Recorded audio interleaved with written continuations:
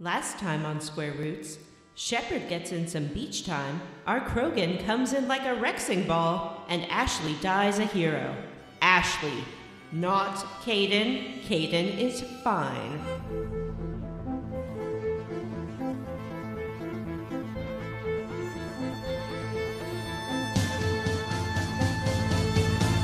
Hey everyone, and welcome to Square Roots, the classic RPG podcast. My name is Jim Banks, and I am joined by Matthew Van Zant. Hello. What was that? John Race Against Time Brandon. Race. I'm not awake. These morning records. And Vanessa. I'm Vanessa. Good morning.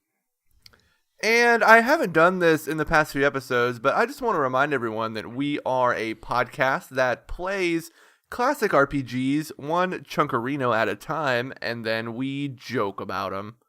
Pretty much sums up the entire experience that you're about to have, listeners, in your ear. Yep. Don't even bother listening to the rest of the episode, because that's it. Yeah, Whoa. honestly. You've caught the No. best part. You got Vanessa's intro. That's generally the best part of the episode. Just go ahead Just imagine you hear some good joke, and that's the podcast. No. move on to Kill by Kill or My Brother, and Me, whatever it is you're listening Whoa, to. hey, they don't need our plugs. Well, maybe Kill by Kill. But Mabim Bam is doing just fine on its own. That's true. They do have a TV show. Mm-hmm. And apparently Well. Justin is on OKKO sometimes as a bad guy. I saw Travis on BBC America. Whoa. What would the Square Roots television show be like? And just kind of like this, but camera. That's Uh, terrible. One of the hosts would have to leave every half hour to take care of their kids. Did y'all ever watch G4 when that was a television network that happened? I did. Yeah, it would be like that, only even if you can imagine slightly less production values. Like there was one X-Play where their studio wasn't ready, so they filmed in Adam Carolla's apartment. It would be that. Have you guys seen Wayne's World when they put Garth in front of the camera by himself and he's sweating and stuttering? That would be, I have a feeling that would be us in front of a camera if they ever put us on television. We could do a PowerPoint to help what we're talking about visually, because it would be a TV show. That's what TV shows are, right? PowerPoint presentations.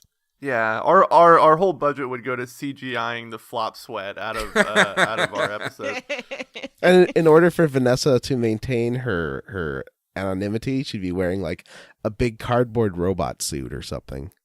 Oh, I It would think be I would like just... that show. Did you guys ever watch Delocated? No. Yeah. It was the whole conceit was there was a guy in witness protection, but he had a reality show, so he was always wearing a black ski mask and his voice was always distorted. That sounds fantastic. I think I would be behind a screen with my voice changed, even though my voice is not changed for the podcast, just to up the anonymity. Your voice would be redubbed by Fran Drescher for some reason. Right. Trying to picture what that would look like, a silhouette of a woman behind a silk screen, just with a voice changer, just kind of mumbling a goofy song. I can imagine the intro credits, and we all there's all those little cuts of us waving at the camera with our names, and then it would say "and friend Drescher as Vanessa," and it would be much like a cut of her from The Nanny. Oh, that makes sense. I could just do my bits, and then Fran Drescher could reenact them for the show. Yeah. But I mean, if we're gonna go there, wouldn't we just replace us all? No. Oh, Ooh. Mr. Alenko! God.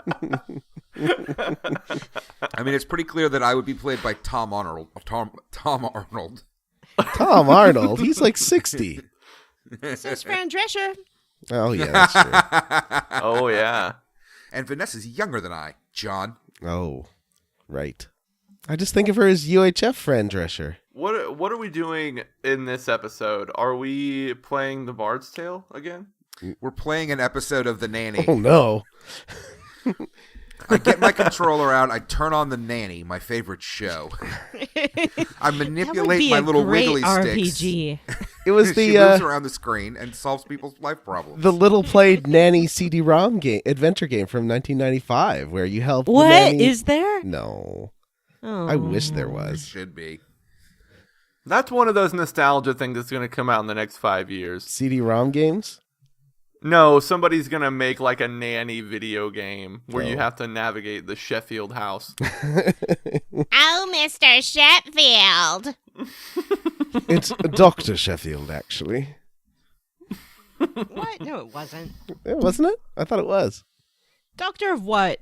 Producing musicals? Oh, is that what his thing was? Oh, Yeah, that was his thing. oh, never mind then. Was? You guys Yeah, all he was remember a lot more about The big-time Nanny Broadway than I do. producer. Well, then Hey, call do you me remember wrong. Beauty and the Beautician? I mean, the Beautician and the Beast? The Beauty and the Beauty. I never saw that one. Was it good? It was great. It is Fran Drescher and what's his name? Ron Timothy Perlman? Dalton. No, Timothy Dalton.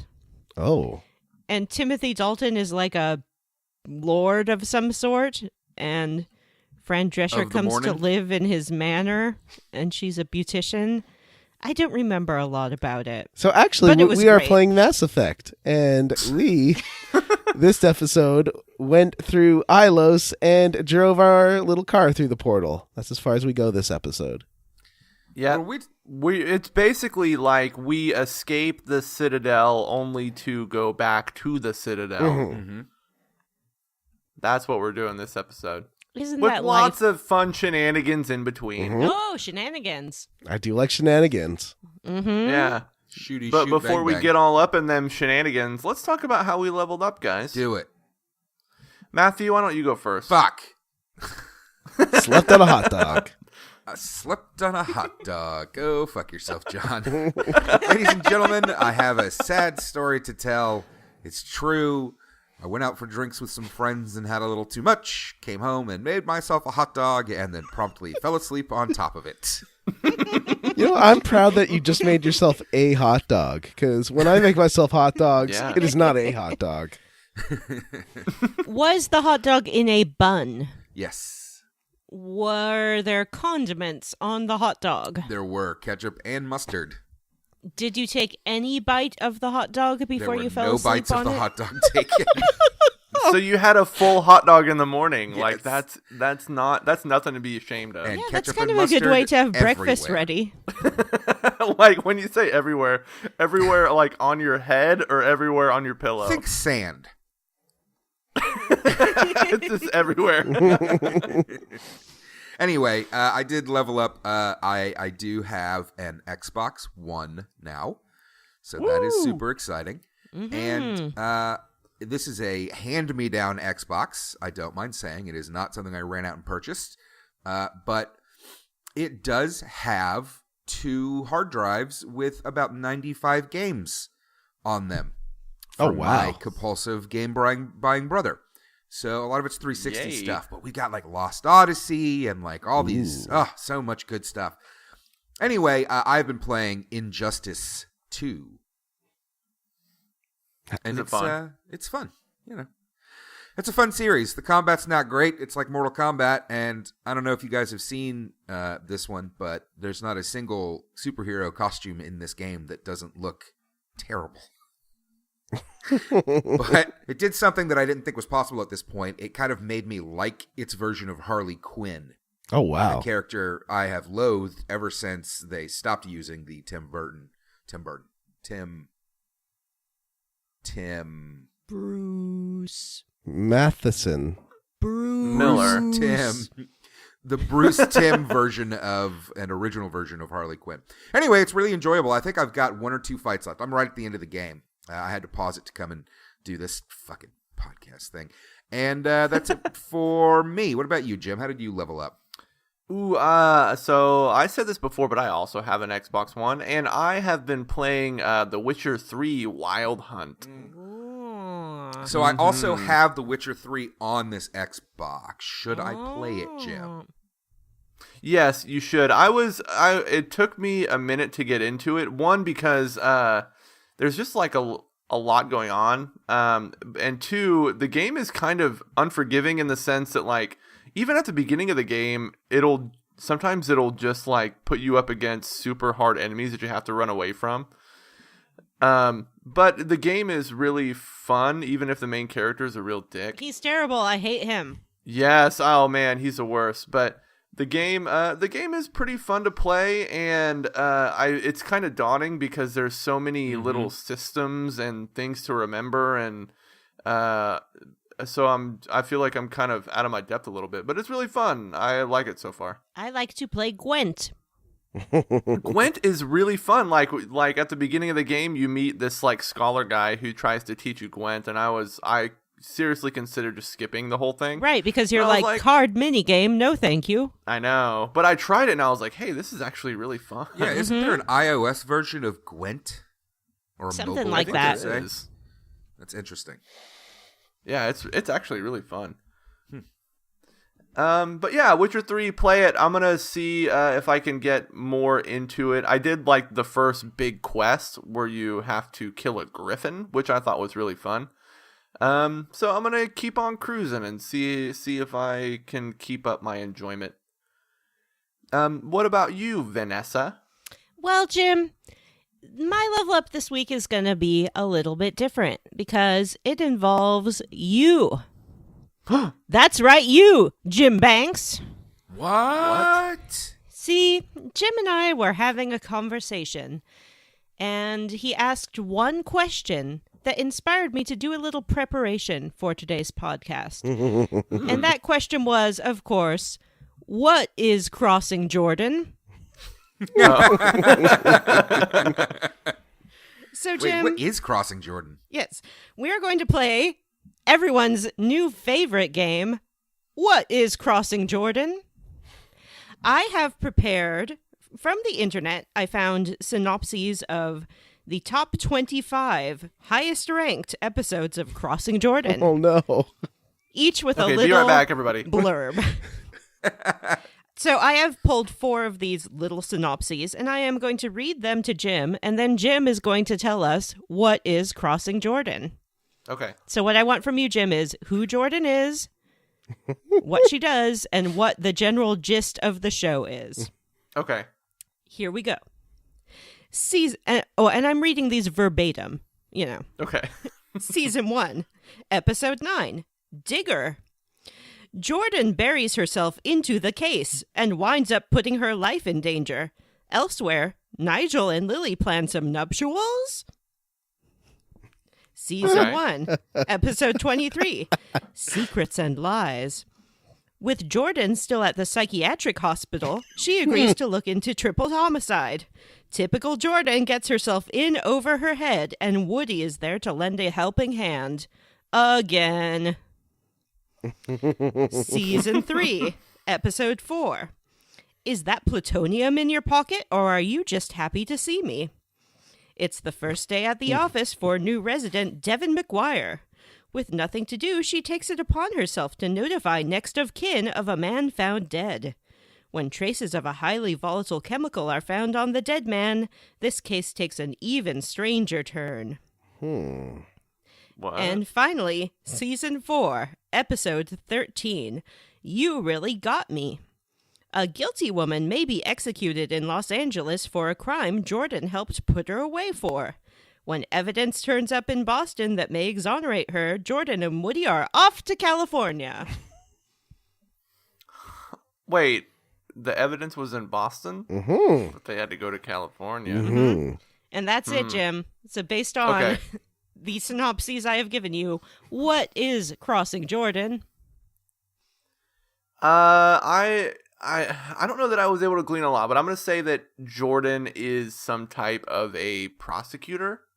Mm-hmm. And that she is one of those people that's unlucky enough to cross a lot of dead people. Also, she might be a secret agent because she comes into contact with plutonium. Mm-hmm. But yeah, I mean, I'll say that I'm not any more interested in Crossing Jordan than I was before that I knew what it was. Is she psychic? Because she does get sent to a mental hospital, so I'm thinking maybe it's because she told someone she has psychic powers and they didn't believe her. Oh, wow. Yeah, good point. Oh, is this the one that whispers to ghosts? No, was Is that this the one? the Jennifer Love Hewitt show? Oh, wait, no. Is this the one where that's right, Jordan is a witch and her two witch sisters fight witches, maybe? Is this the Jordan one where the Teenage Jordan Witch? gets an angel or god to help her solve crimes? Mm-hmm. What was that show called? Oh, I actually Crossing Jordan. no, I worked on that show and I can't remember what it was called. I remember what it was called, but I choose not to say. Oh, this is the one that had Moesha. Is this Family Matters? That's the answer. Crossing Dawson's Creek. Got it. Anyway, listeners, now you know a little bit more about Crossing Jordan. But what is it about, though? Oh, you want to actually know the answer? Yeah. I do. Don't she's a tell us. medical I like it examiner. like this. Damn it. Oh. And her boyfriend is played by Jerry O'Connell. Oh. Or not boyfriend, but, Bones type castle love interest. Mm-hmm. Yeah. And Sam and Diane? The moonlighting? exactly, My secret like identity? Sam and Idan, the moonlighting. Sam and Idan, the moonlighting. Was he like My Secret Identity and Jordan is Dr. Jeffcoat? That's exactly what it's like. It's like that Hands Face show where there's split personality. Is there an episode where Crossing Jordan fixes her or himself some sort of, let's say, gene therapy that makes him or her super cool? Maybe Crossing Jordan starts pronouncing his or her name Crossing Jodan. Mm-hmm. Mm-hmm. Undoubtedly. Anyway, Crossing Jordan also features Steve Valentine of Dragon Age Origins fame. And by fame, I mean nerds know about it. He's the guy who played Alistair. He's the guy who played Alistair. And looks like Loki creep. from the Thor movies. He's not a He creep, looks like Matt. Loki from the Thor movies if Loki from the Thor movies was played by a spooky ghost that's dressed up like it wants to look like a vampire, but seems to be hitting more of a mystery MRA type vibe. I don't know. So who's next? I am. I leveled up by getting a message when I was picking up my friend from the airport yesterday. I got a text message saying I had, it is a notification on Facebook. I got tagged in my friend's post, and the post was a PSN code, and he wrote, "My Discord app seems to be giving everyone free copies of Monster Hunter Deluxe Edition, so try putting in this code in your PlayStation and it might work. You might get a free game." And I don't know what he was talking about, but I downloaded the PlayStation Store app onto my iPad because I was waiting in a parking lot. And I entered in the code and I got a free game. Why didn't you call us and give us the code? Because I didn't want it to start getting him in real actual trouble. Like if it started going to everybody.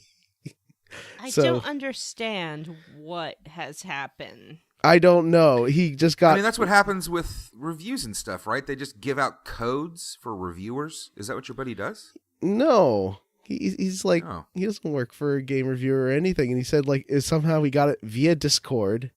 And it seemed to work many times for many people in different countries. Hmm.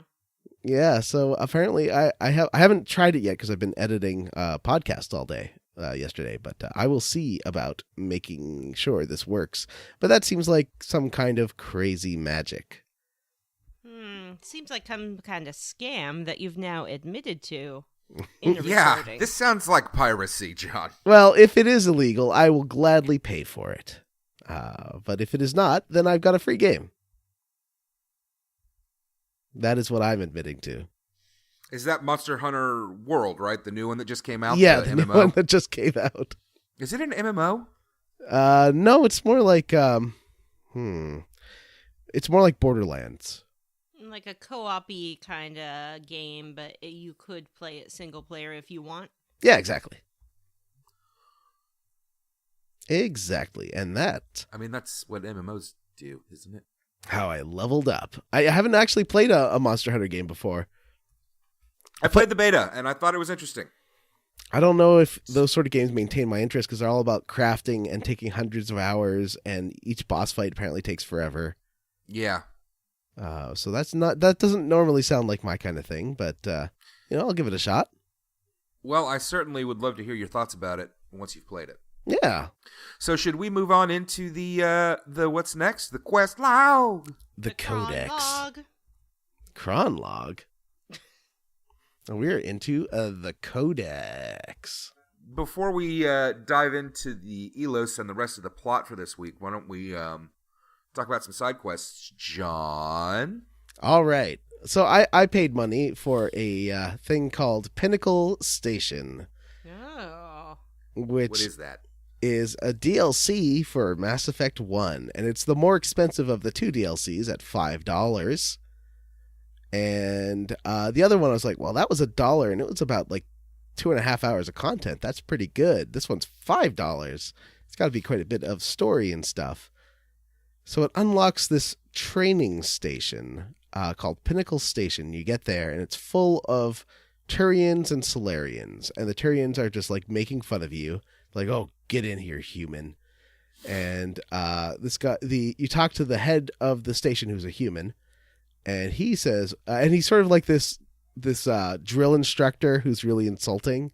He's like, oh, you think you're such hot shit because you're a Spectre. Well, you're nothing. Why don't you go try our simulations and you'll see how you do. We've got the top of the line virtual reality simulations here. And as you can see, you can just try them and you're not going to do well. And so you talk to the Solarian, and he's sort of this whiny programmer. He's like, I am wasting my time here building simulations for idiots. And you can sort of lecture him on that. And on being like, you can just be like, just do your job. And he's like, fine. And so it turns out the DLC is doing time trials where you have to kill a certain number of enemies within a time limit, or survival missions, seeing how long you can survive against waves of enemies and how many minutes you can last. There's hunt missions where you kill a targeted number of enemies, and the faster you do it, the better. And each one features locations from previous missions in the game. So like there's Vermeer, and there's Pharos, I think. And Wait, so they aren't even new locations? they are not new locations. They are old locations. That sounds like trash. And then the game, as you play these missions, you have that drill instructor guy making fun of you for being bad. Meh. It What is if you good? well, if you're good, he doesn't even really say anything good. There's a couple of, you can unlock some quests from this. So if you beat the best guy in the facility's score, he gets mad at you and says you're cheating.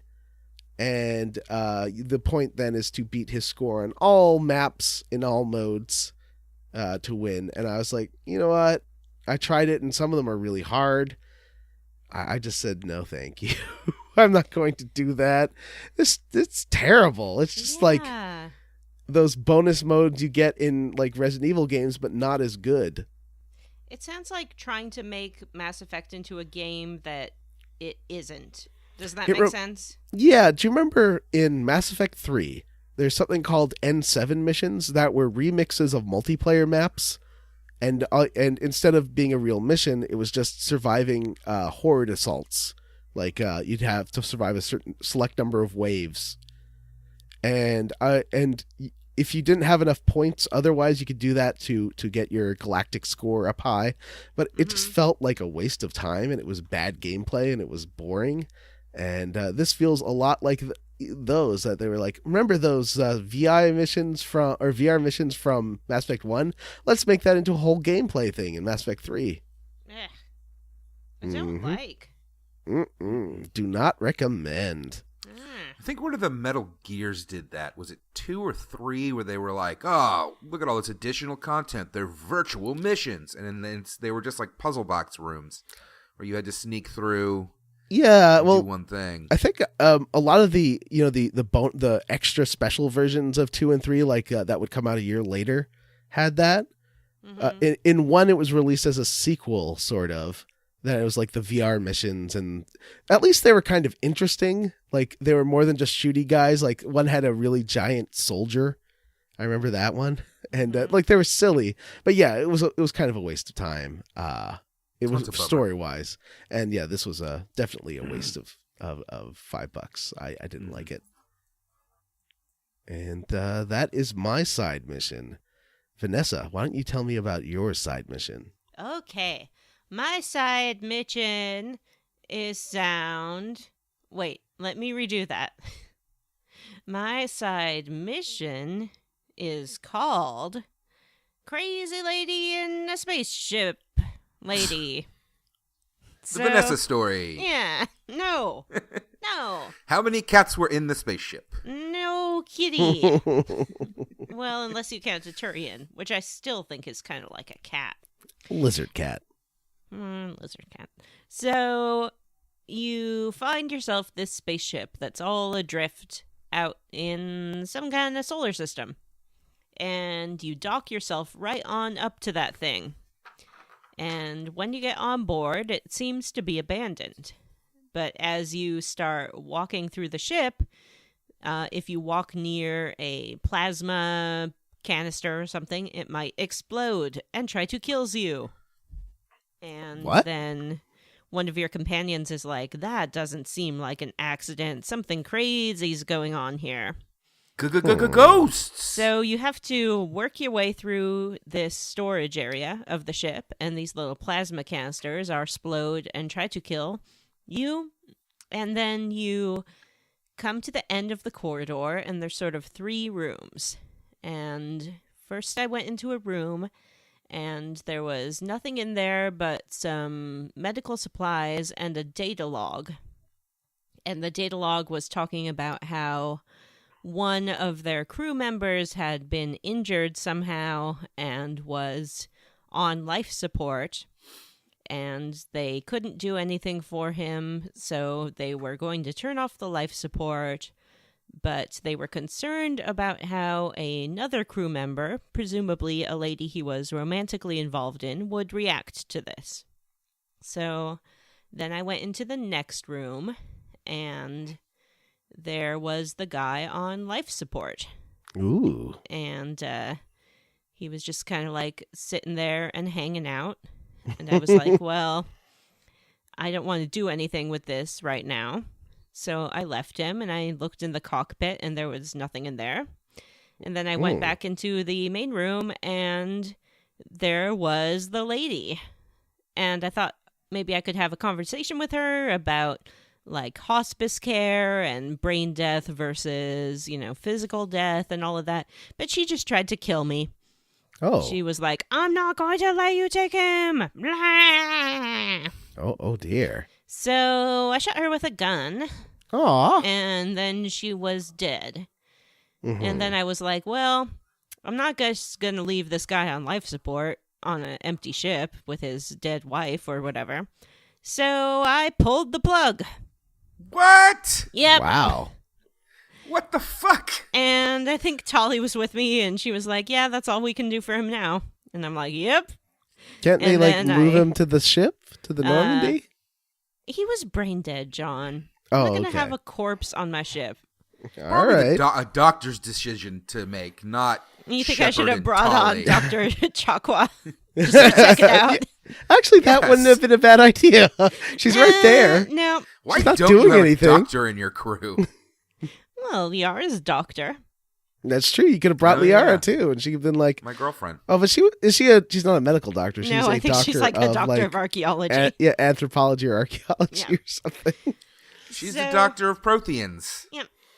Anyway. Prothean junk doctorate. Oh. Jeez. So I killed the lady, and I pulled the plug, and I went on my merry way. like a monster. Yep. And that was my side quest. How about you, Matt?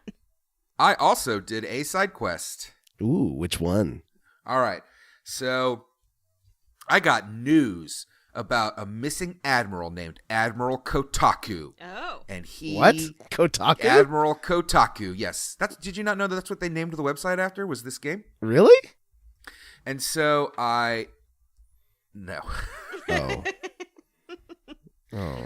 So I went to a planet that had several labs on it, and I had to go and blow every one of them up. And each lab had a science experiment, and the first one was a bunch of little buggy things that really were kind of gross, like green buggy monsters. Mm-hmm. And then I killed all those and everybody inside. There were a lot of Cerebus scientists and stuff that immediately pulled out guns and started shooting at me. Mm-hmm. Didn't feel super realistic. I went to the second site. This time they were doing experiments on husks, the husk things. Right, yes. And then I went and I killed everybody there because I'm a good guy. And then I went to the third one, and inside they were doing experiments on some sort of crazy tentacle monster that I have not seen anywhere else in this game. Oh, wow. It was like a blah. It looked like The Thing from The Thing. Like, it was crazy. That's cool. And next after killing that, and of course everybody else in the room, Mm-hmm. I found Admiral Kotaku's body. And I downloaded a bunch of information from a computer, or maybe that I got off of Admiral Kotaku. I don't fucking remember.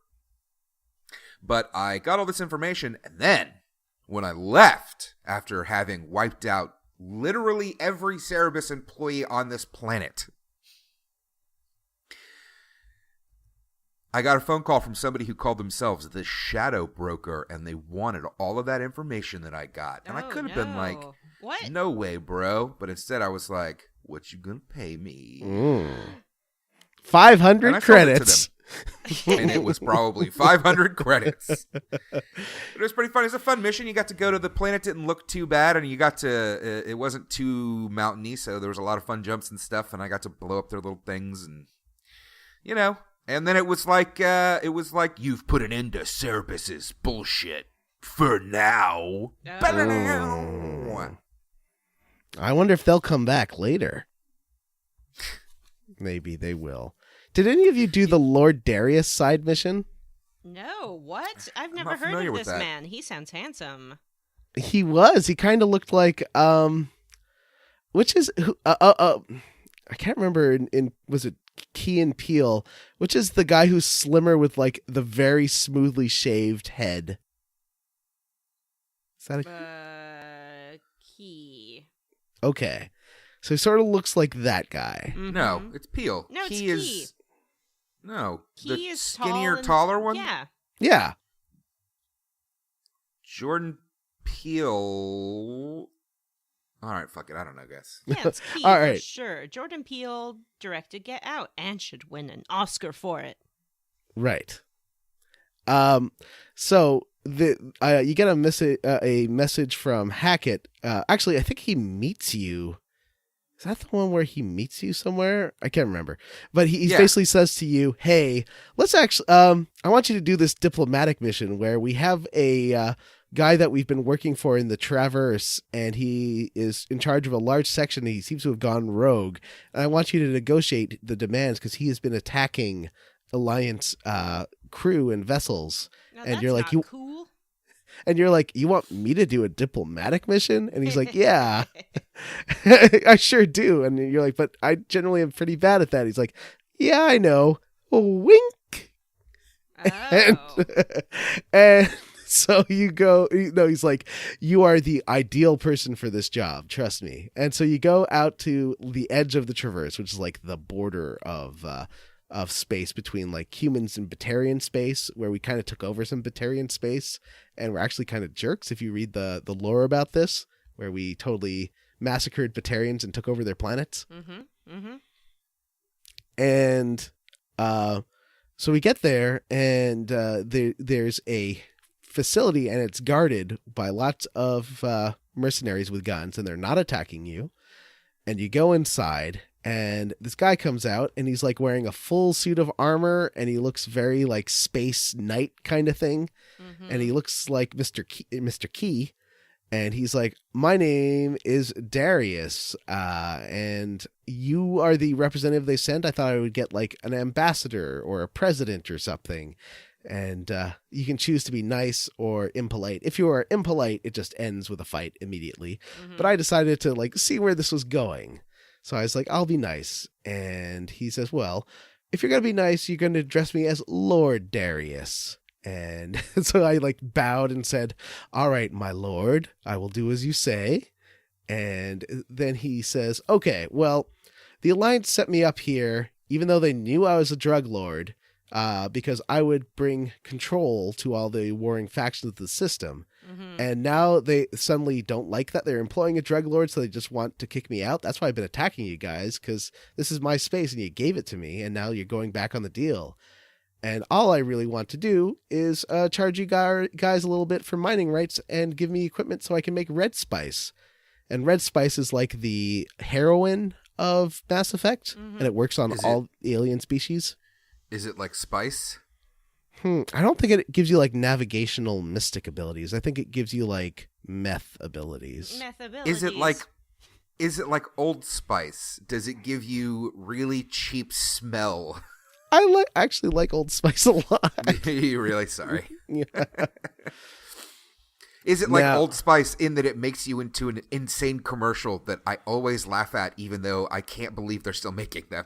I do like those. Starring Terry Crews. Because he's great. Terry Crews is the greatest man alive. Yeah, he's pretty awesome. Now, somebody said the other day, sorry, side topic. Somebody said, I think it was Bannon the other day, said, you know, what they should do is remake Tango and Cash with Terry Crews and Chris Hemsworth. Oh. It's like, that sounds like the best fucking movie I've ever See, sounds like the best movie ever. The thing is, Tango and Cash was a bad movie, so I'm happier people remaking bad movies than good movies. Because you can at least make a bad movie better. Or equally There's bad. There's no real improving Tango and Cash. That is maybe pretty bad. Perfect movie. But the problem is when they do that, they end up like making it too silly, like Baywatch or Chips, where it's not even enjoyable because it's just a bad comedy. Well, yeah, because you're taking an action movie or an action something that had some comedy elements, and you're turning it into a comedy, and that can work. It worked really well for 21 Jump Street. Those two movies are excellent. Maybe they just didn't get the right balance for Baywatch and Chips. Maybe it just depends on the people that are making it and whether or not they actually can write it and be in a funny movie or not. Seems to usually be what it comes down to. Yeah. So, okay, guys. Do you want to talk about the Citadel here? I haven't finished my Lord Darius mission yet. I'm sorry. Jeez. So I'm being very, very polite because I was like, well, maybe I'll get renegade points for being nice to a drug lord. And I'm just like giving in to his every demand, and I'm saying, Lord Darius, that sounds very reasonable. And he's like, well, thank you. I appreciate that. Now, there's one last thing I'm going to ask from you. I want you to say, please, when you make your demand. And so I chose the renegade option where it's like, I want you to shut your operation, stop attacking Alliance troops, and turn yourself in. Please. And he says, this is insolence. And so then I just used my amazing bionic floating abilities and smashed him to pieces. Oh. I love that one. And I get back on the phone with Hackett after all this, and he's like, so I see you've killed Darius. Thank you. And Shepard's like, this was your plan all along. You just wanted me to go there and assassinate him. You knew I wasn't going to be calling him a lord and stuff. He's like, I, it is against Alliance charter for me to assassinate anyone. I would never do that. But as it happened, job well done. Wow. And he basically admits that he was just covering up his mistake of hiring drug dealers to take care of a huge chunk of the galaxy. Oh, geez. Now, who was it that did this? This was Captain Hackett? This Admiral Hackett, who I don't think you meet in this game. Do you? Hackett for sure. Oh wait, Where- you don't. He just I calls was you mixed- a lot. Yeah, I was What is, thinking he was Udina. Yeah, he was one of my Rate-A-Hunks. He shows up in later games, Yes. but in this game, he's the one who's played by Bishop from Aliens, Mm-hmm. Lance Hendrickson. That's right. And so, yeah, I just thought this was interesting because it shows the dark side of the Alliance. It does, and I am shocked and appalled by all of it. A very fun mission. I think it's maybe one of the best ones in this I wonder game. if That's it cool. only triggers for a renegade. Maybe. Yeah, actually, that would make a lot of sense. I don't think I ran across it either, but Because- I did a good chunk of side quests too. And it wasn't one of the ones where you like look at a terminal and it gives it to you. Like it stopped the game and did a cutscene where you get given this mission. Interesting. Yeah. Like he call you on phone, right? Yeah, without like a cold call. Oh yeah. So where did we end off last week? I don't remember exactly what happened. We were on Novaria. Vermeer. No. Yeah. We killed Saren. No. nope. He was on his dumb little killed- platform. We killed Liara's mom. No. No. Jesus. We left Ashley for dead in a puddle No. of blood. I Fuck left yes. Kaiden for dead fighting with Saren's troops. I left Caden for dead with Puddle of Mud, the band, and he was very upset about it. Oh no. No one knows is pretty good. I mean, I Wait, do that's- prefer Kaiden to Ashley. Yeah, that's Queens of the Stone Age Oh, Club. yeah. But apparently Ashley gets sorry. more interesting later, so I'm excited to see the Ashley plotline. I liked the Kaiden plotline in later games too, though. So Kaiden. I'm excited to see where this goes. So after Veermeyer, you get called back to the Citadel. Yeah, they're like, And it beep, sucks. boop, beep, boop, hello, what you've been doing, setting off nuclear bombs in Galaxy? That's not cool. Mm-hmm. They are total dicks, and now I told them they were being dicks, and they did not like that. But I'm very curious about Vanessa. Vanessa, how did you handle this, and what was the result of this conversation with, I should clarify, the council who wants to yell at you for setting off a nuclear device on another planet? I talked about the risk-reward assessment that I had run, and that I felt it was important to stop Saren from doing all the thing he was doing in there. And they sort of agreed that it was good to stop him from making Krogans, which was actually the best thing he was doing. Except he shouldn't have been enslaving them. But they were like, oh yeah, it would be really bad if the genophage was cured. And I was like, wait a minute here. And Yeah, what the fuck? then they sort of said, well, I guess Saren is stopped now, huh? And I was like, no, Saren's not stopped now. He is going to this special secret planet that I learned about from an obelisk, and we have to go there and stop him. And they're like, no, you've told us that he's coming here, so we're just gonna make a blockade of ships, and when he comes, he'll have no element of surprise, and we will blow him up. And I was like, no, I have to go to Ilos and stop the Reapers. And they still don't believe in the Reapers. They're like, stop talking about some boogeyman you made up. You're grounded. You're grounded! And they're going to take the Normandy to be the spearhead of their fleet, Yes. along with that super cool looking Asari ship that I love. Which one is that? The really big one with the big circle mouth. Looks like a big jellyfish or something. Oh, yeah. Or like a Hungary whale. Yeah. Hungary whale ship. Mm-hmm. What about you, John? Did you, for me, I was just like, fuck you guys, and that was kind of it. Yeah, I wish there was an option where you could just give double deuces to the council and just go as you rotate didn't from one bother- to another. I didn't even bother to try and convince them about the Conduit or the Reapers. I was like, they're not going to fucking listen to any of this. So I was just like, fuck you. It is one of Any those response is just, fuck you. sections. If you look at the map of a BioWare game, on a lot of them, they always come back to the same point. And this is one where there's nothing you can do. You will be stripped of the ship and sentenced to the Citadel. And I knew this going in, so I was like, I'm just going to have fun and insult them because I'm playing as Bim Janks this time. Last time I played as good lady shepherd, now I'm bad evil shepherd man. So they locked down the ship, and now... Okay, I had an interesting experience here, and I really obviously want to know how this went for all of you. I went back to the ship, and then Liara came upon me, seemingly balled up on the ground, like in the fetal position, when she walked up, and she like wanted to talk, and I was like, which fine, like I was all enraged or something like that, but I was still being nice to her because, you know, she's my girlfriend. Mm-hmm. And so then they come to a resolution and to an agreement that they have to do something, and then they almost kiss. Almost kiss, and then Joker interrupts, and they give each other a little smile. And here's the thing.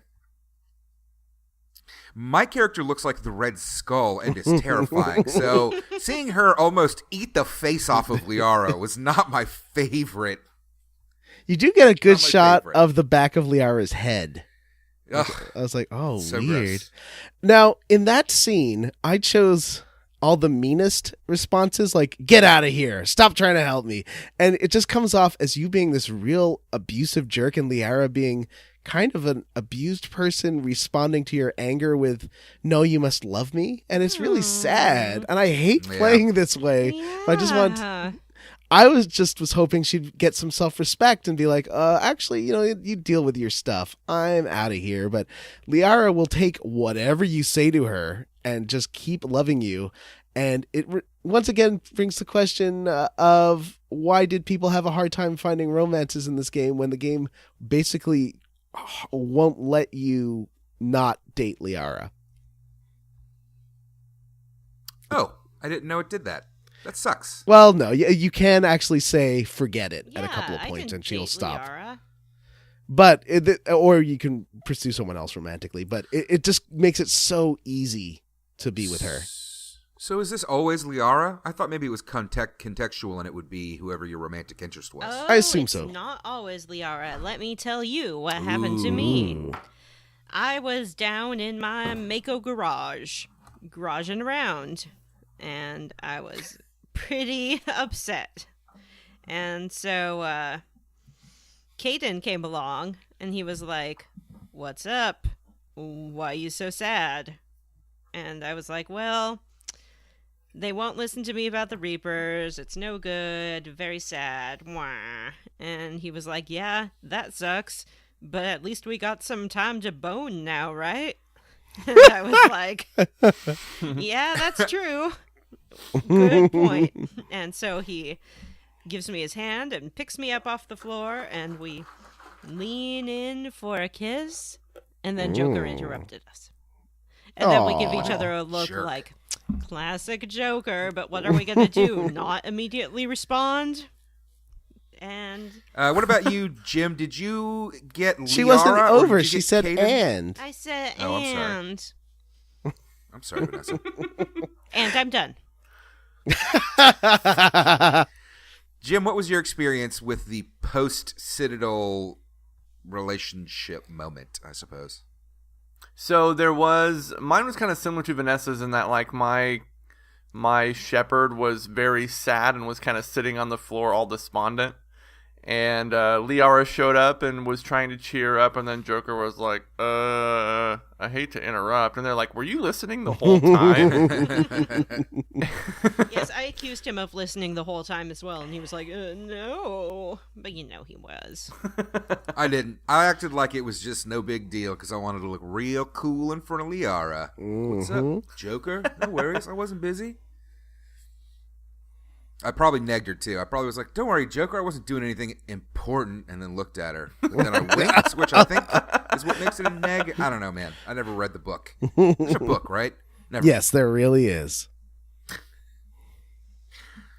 Hey, can I get a quick question in here? And Jim, this might be a good time for you to catch up on the notes and figure out, where you want to. I'll highlight where we are. Can I ask a question to everybody? Because it's at this point that I wrote a note for myself and asked, what the fuck is the Citadel? What is it? What is the Citadel? Is it a spaceship? Is it a space station? Is it an asteroid? Is it a planet? Is it a floating tree in the middle? What is it? Oh, we're going to learn all It seems to about be a that city- today. And I don't mean what is its purpose. I mean, what physically is it? I think it's like a big space station with a big city in it. It seems to have a sky. Right? Am I wrong? I mean, a sky. It a seems to have a skyline. Yeah, it has a skyline. It has a skyscrape. Yeah, so it's got like a city in it. So it's like correct? a space. It's just like a artificial floating in space city. That's Yeah, weird. I think so. like. Do you think it sits on a big flat disc? No. Like fucking Discworld Terry Pratchett, It's or do you think shaped it's like- enclosed in a ball? It's Like like a traveler. You know those strainers they have where there's sort of like blades to them, and you can like open or close them, Like a colander? Yeah. like a colander. I have a colander like yeah, that. so it's like that. It's got 5 little arms, and most of the time they're just hanging out there, open like a flower. And then in the middle, there's the docking part and things like that. But later in the game, when they feel it's going to be attacked, they close it. So it can close together like a colander or a flower. You know what it is, Matthew? It's humans and aliens wrapped in 2,500,000 tons of spinning metal, all alone in the night. It can be a dangerous place, but it's our last, best hope for peace. Did you just come up with that? No, that's the description of what Babylon 5 is. I'm looking at pictures of the Citadel, and it does not make sense. It's like a little. It's like a hand that can close for Yeah. defense or open. So where's the city? The city is all It's the, in the fingers. blades. It's like gravity. Because the base is like your palm, and then each residential spire is its own little city. Okay, that is weird. It's a cool design. I actually think it's really neat. It is interesting. It's just maybe I'm wrong. Maybe I just missed it, but it seems not very well described in this game as to what it actually is. You Because like I was often fly very around confused. it many times. I will fly around your face many times, sir. All right. What happened issues next? with the Citadel? My issues with the Citadel aren't necessarily that I don't understand how it's constructed. Is it just like the idea that a bunch of aliens came upon this totally self-sustaining giant space station city and was like, you know what? I don't really care about why it's here or how it got here or how it sustains itself. We're just gonna live here. I don't know. I mean, you'd show up, you'd want to examine it, you'd notice that it runs on its own, you'd notice that it's got little keepers that don't care what you do. Do you think those keepers, I bet the keepers, invite them in. I bet they're all like, hey, you guys can just come chill out here, guys. We take care of the place. It's cool, man. Come along. Come have fun with me. It's so weird that, they're not more interested in the keepers. I mean, do they think the keepers are sentient or not? I can't tell. It's hard to They say. don't. I don't know. They say that they just do their jobs and they explode if you try to mess with them. Like a then bug. Yeah. Boy, that sounds really suspicious. It does. It does. But I know that I'd want to live someplace with exploding bugs. I'm sure they're I love fine. I love the actual description of who they are in the end. It's pretty cool. Mhm. Mm-hmm.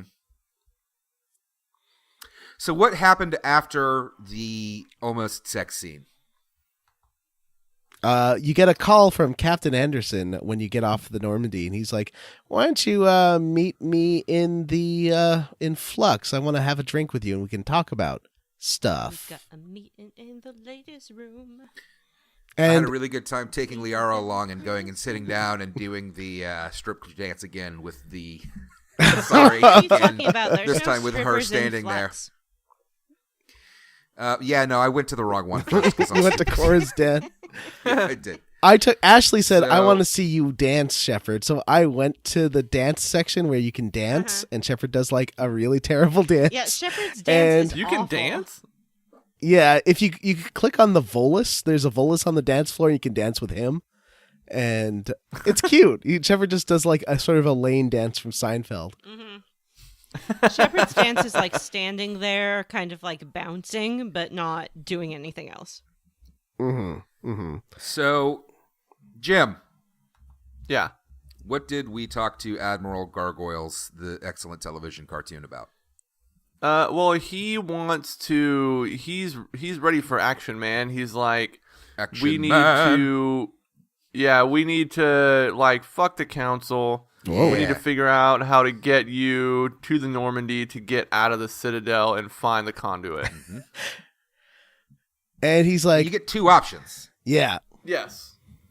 You can either have him. I think one option is to like stealthily break into Udina's office to release the security protocols, or you can tell him just to straight up go in there and like punch him in the head. I have a really specific note on what happened on my situation and how this went down for me, and that What is is it? that we agree that he should go get shot by some guards instead of Ambassador. What's his fuck? Yeah, the options are go to like the control tower where there's Yeah. lots of Oh, guards, right. and he's like, "Well, I can do that, but I don't think I'm very sneaky, so I'll probably get shot." Or he can go to Ambassador Udina's office, and then you're like, "What if Udina's there?" And he's like, "I don't know." Now, So- before I went and did that, there's two tiny little Citadel quests that pop up. One was this guy that wanted drugs so that he could be a better negotiator Yeah, with I the saw aliens. that guy too. And I was like, Oh yeah. you know what, buddy? I'll give you some drugs. So like, No. when I went to the medical station, and the lady there was she was having her own issue that I had to deal with, a whole thing. Anyway, so I help her out. Then I go get the drugs, and you can buy a stimulant or depressant from her.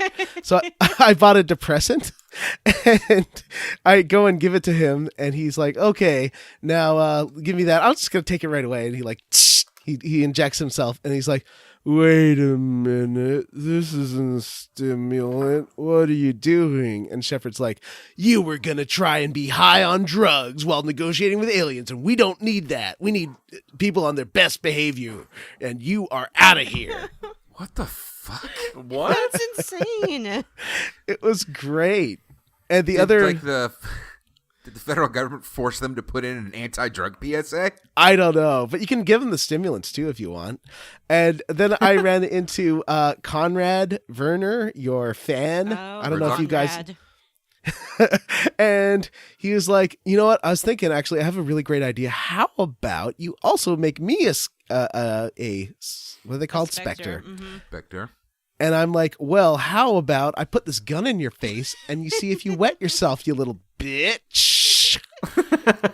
And he's like, Yikes, John. Harsh language. and he's like, "I thought you were my friend. And I thought you were my hero. You're just a jerk." And he runs away. Oh, Conrad. It's too bad it didn't let you curb stomping. I What- didn't like that guy. What did you do to him, Vanessa? I told Conrad that what keeps me going is knowing that there were good people like him at home that I was out there fighting for. And that he should Aw. go back to his wife. But I mean, he did have my autograph and a picture of me to hang up on his wall. Did you guys take the selfie with him? No. So I took a picture with him, and then he goes, "I'm going to hang it on my bedroom wall. My wife will be thrilled." And Oh, boy. Did he say wall, Vanessa, or did he say I'm going to hang it on my bedroom no, ceiling? he did say wall, but he also said, like, "Oh, a picture of the beautiful Commander Shepard. Oh, boy." So, Oh yeah, boy. he's going to go home, and he's going to do things. Mhm. Is his wife just like a broom with your picture on it? This is my wife. Come on. This is science fiction. At this point, men must be able to marry robots, right? I hope It's a sex so. bot. It's a sex bot called My Wife. Although, according to all the I really articles want the that My are, Wife 2.0 for Christmas, but, you know. according to Wi-Fi all the articles 2.0. coming out lately, the sex robot that I'll get, that'll probably come out when I'm like 60, will just murder me. So, Yeah. I read Listen on that one. a headline the other day that was like terrifying bionic penises on the horizon. And I was like, what? Yes, I want a bionic penis. That will terrify people. Hold on, let me find it because I Yeah, know I have Jim's the gonna look headline. for Part his bionic. bionic penis. Inorganic, not a My cyborg. penis already They terrifies call people, it but Jim's not- new dong. For that reason. Just, because it's gross. All right, so So we escaped, guys. What happened in Ambassador Fubibida's office? Because I just got. Oh wait, here it is. Hold on one second. It says male sex robots with unstoppable bionic penises are coming this year. Tell me more. All right.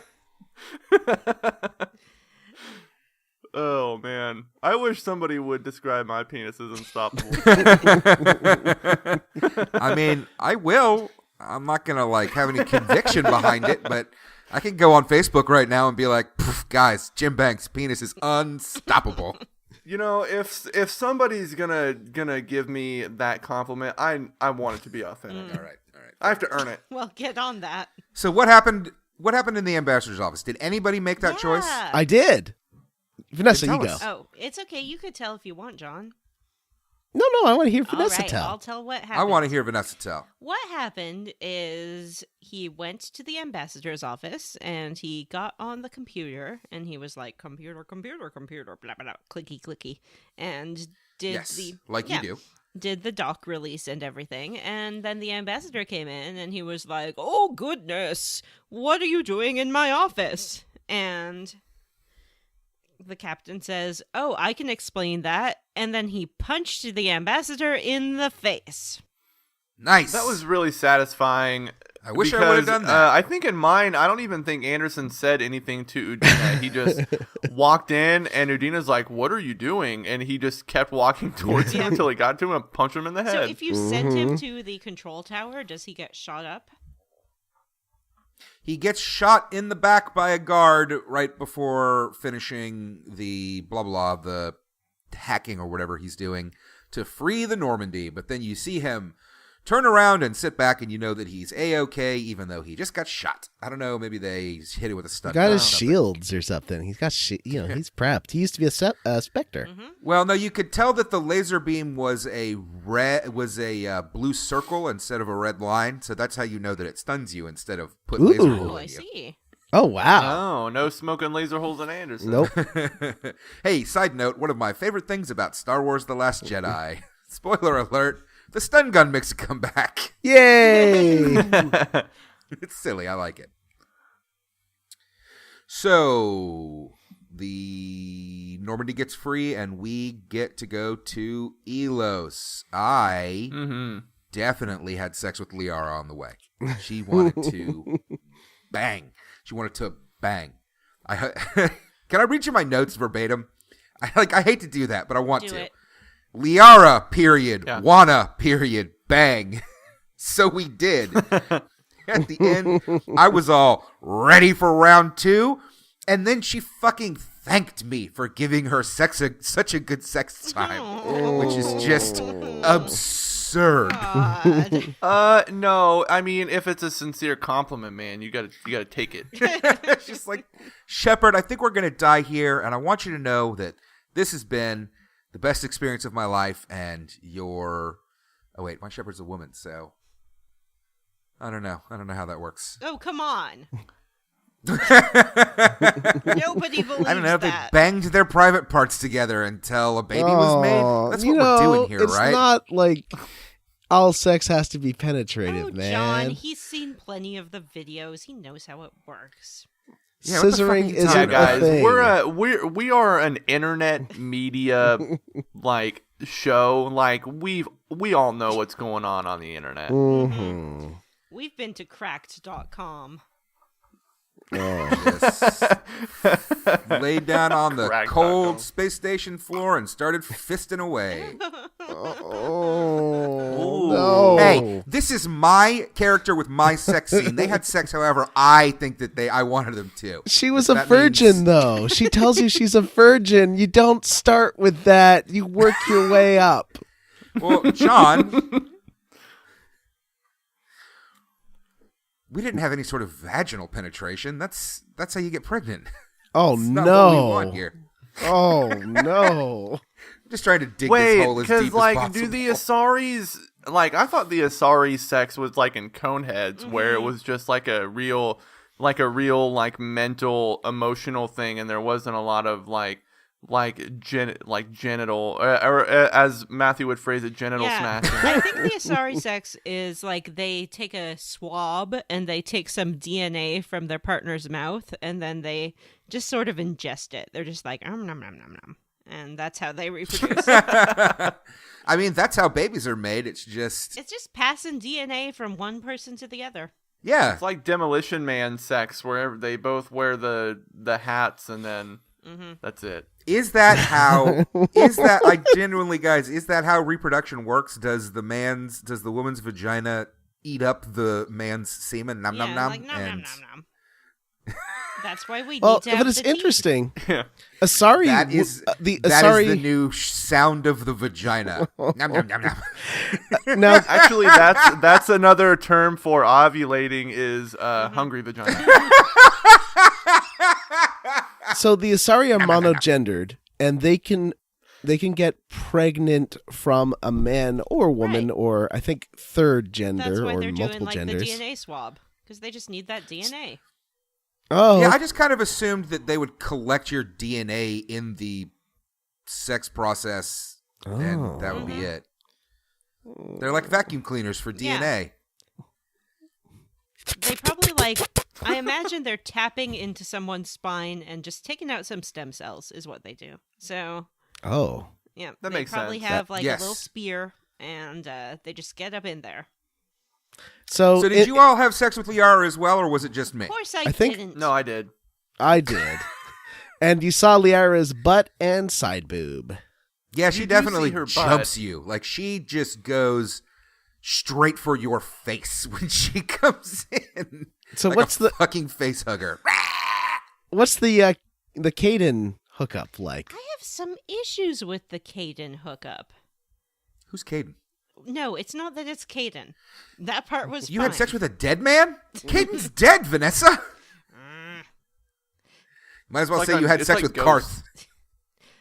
So, Caden comes in, and he's ready to be all romantic or whatever, and because the good people at BioWare assumed that this would be a female player who's wanting to get romantic with Caden, it's all mostly dialogue and not a lot of, physical stuff. But the camera decides to focus on Shepard's face while he's, confessing his feelings of love.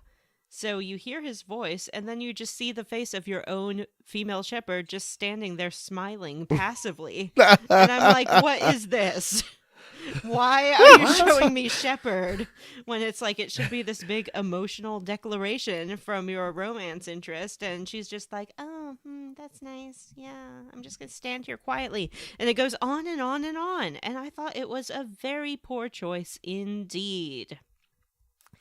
This game has a lot of poor choices of scene, you know? It's not like it's I noticed that a lot in this game actually, because it seems like they want to do kind of directorial tricks like you would see in a movie, but just don't have the technology. Yeah, exactly. And it's 'cause funny. they're doing that over the shoulder shot with Caden, but you don't do that for It's funny 5 because seconds I was or whatever. when I was playing Injustice 2 earlier, as I mentioned earlier in the show, I noticed that comparatively, they are starting to get more kind of directorial tricks up their sleeves.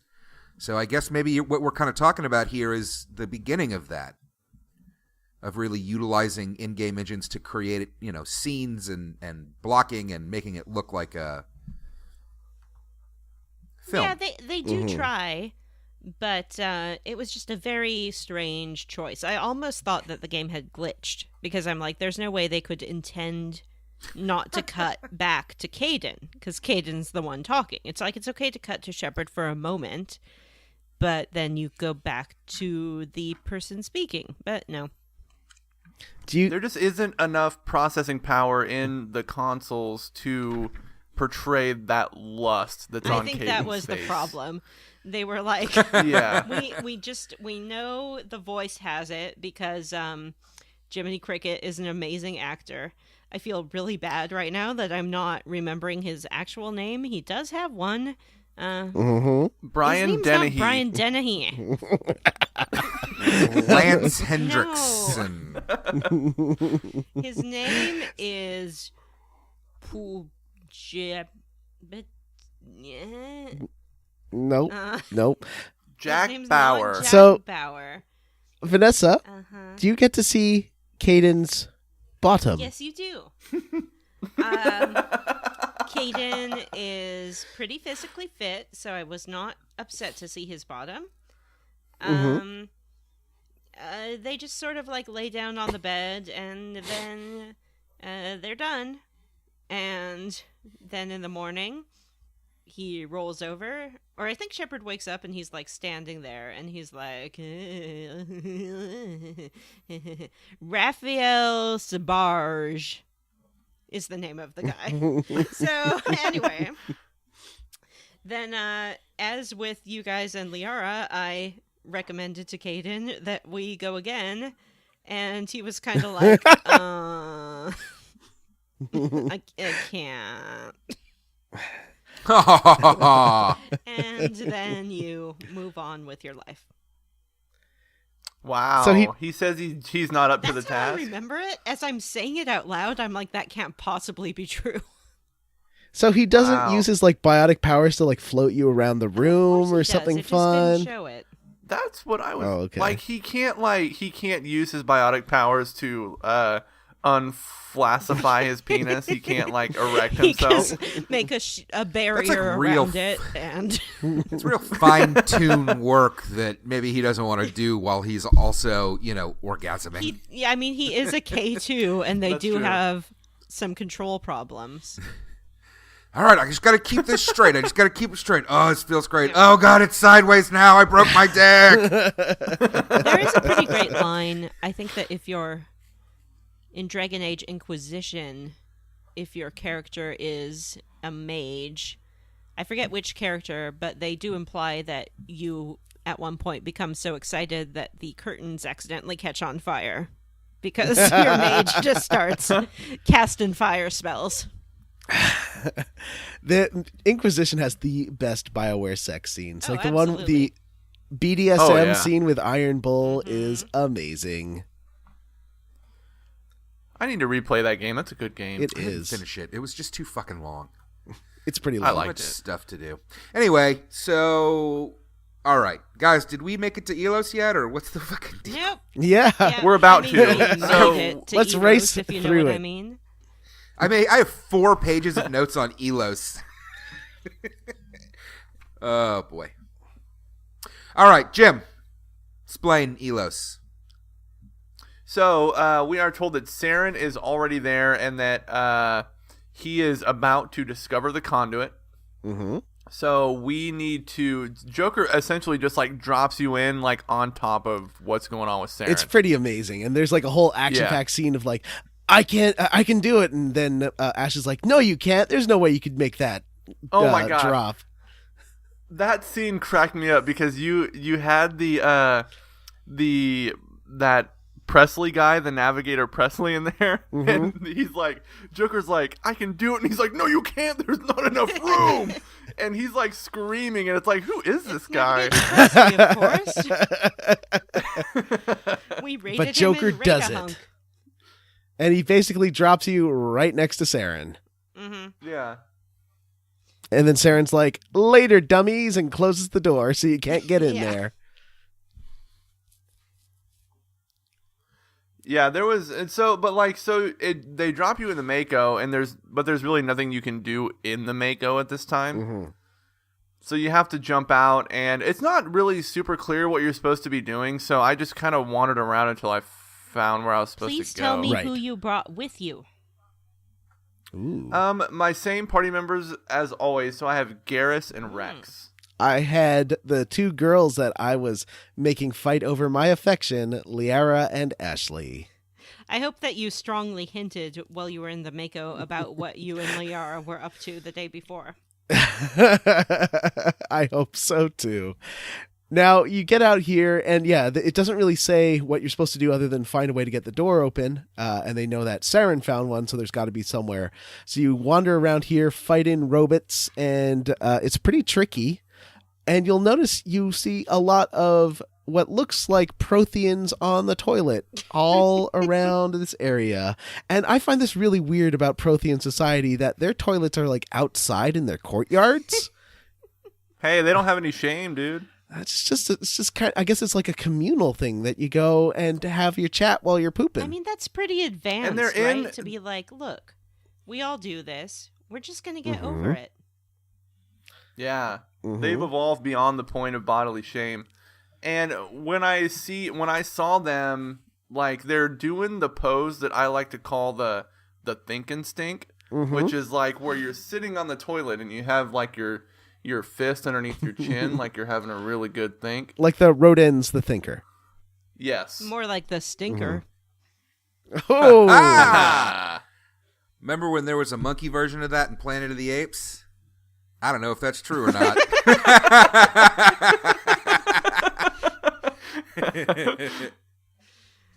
No, jeez. So we have to navigate our way to these elevators, and this place is just crawling with geth. Tons of geth. now when you go down this elevator to their security room, there are these armature generators that you can hack in the middle of the fight and generate geth armatures to fight for you. I didn't realize that till after the fight, though. Oh. But a geth So I is not didn't a do it. robot. Wait. A geth is a No, robot it's human. You shouldn't enslave them. Well, the armatures, I think, are more like it must have been a Prothean technology that the geth assimilated, Okay. because they're full-on robots. Okay. That happens in KOTOR as well, if you'll recall. Yeah, it reminded me quite a bit of that part of KOTOR. I didn't take any notes about what happened after having sex with Liara until we got to the crazy Prothean VI thing. So So I you're don't know in what happened here. you're in the security office. You get through this big fight with tons of geth, and then you like turn on this machine that turns on the door that you got blocked by and opens it. And also it has a signal in Prothean language, and Ashley and Liara are like, oh, I can't understand that. I don't know what they're saying. And Shepard's like, I can hear it fine. So I guess when the beacon and the cipher went through your head, you learned Prothean. Yes. And- Yeah, that makes sense. Yeah. Yeah. I mean, it's science fiction, makes sense. Yeah, so you understand that it's just like a emergency message that they're under attack. It's like a final log, but it's all broken up and you can't really hear what's going on. So you go back to the Mako, and the door's open. And you Yeah, get and to this drive is down a one of long the more corridor in- and shoot things, which is always Yeah, fun. that's why this is more enjoyable, I think, than most Mako things, because we're not having to like run over stuff and fly all over the map. It's just a straight shot down a hallway. And the enemies die real fast, so it's Yes. Yeah, not they so do. bad. Speaking of enemies dying fast, guys, I have been meaning to mention, what have you guys gotten like I know that they don't have like super weapons like in a Final Fantasy game, but like, are you guys just tearing through things at this point? Yeah. Because I have a shotgun that one Yeah. hits everything, and it's amazing. When you're fighting the big geth monsters, like where you have two of them in one arena, those things took me a while to take down, but I'm playing on hardcore. Super hard. Yeah. Those so things no. take 2 shots. The big armatures take 2 shots instead But of 1. If it's just soldiers, like I've superpowered my what's that called? The one that singularity, to the point where it picks up 5 guys and just smashes them against each other for a minute, and then by the time they're done, it takes me another 10 seconds to launch it again. So as long as it's just foot soldiers, they are no problem. And I have Liara with me, and she can do it too. That's hilarious. Yeah, I It's love amazing. seeing them go spinning, because I've got Liara, so people will just randomly go spinning off into space. And I can just be like, all right, well, you're dead, so I'm going to move on to the next person that I'm going to blast in the face with my shotgun. All right, so anyway, you drive down this long corridor, and then you get blocked by some sort of shield. And the corridor is, you can scan it. It's all stasis pods, but everyone inside them is dead. Everyone's Yeah. dead? In those stasis It's pods, very yeah. sad. Mm-hmm. That is So then you meet this Prothean VI thing, right? Mm-hmm. Jim? It trapped you sad. there. Yes, yeah. Sorry, John? The Prothean VI trapped you there because it could sense you were not indoctrinated. Yes. Yes. And it tells you, oh, man, just a whole bunch of stuff. Mm-hmm. It's like that scene at the it end tells- of The Matrix Part 2, where the architect tells you everything? I just watched that the other night, and holy shit, I wanted to shut my TV off. Actually, that's maybe my favorite scene in the later Matrix movies. I thought it was really fun. I mean, I like it conceptually, but it is just a lot of word salad. Go ahead. Are we sure that the ancient aliens are called the Promethean and not the Is this your written down joke? exposition-Nethian? Oh, That was a long way to go for not a good joke.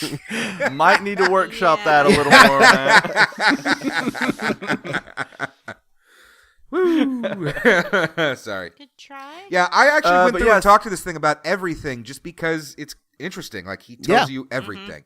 So do you guys just want to break it down piece by piece? Sure. Break it down. Yeah, let's start with the fate of the Protheans. Yeah. So he tells you that the Reapers did destroy the Protheans, and the Protheans tried to save themselves by putting a bunch of their people, or I guess a lot of their scientists, in stasis pods. And because they had kind of isolated themselves on Ilos, they decided they were just going to try to figure it out there. And I think they destroy they tried to destroy the relay that took them, that like made Ilos accessible.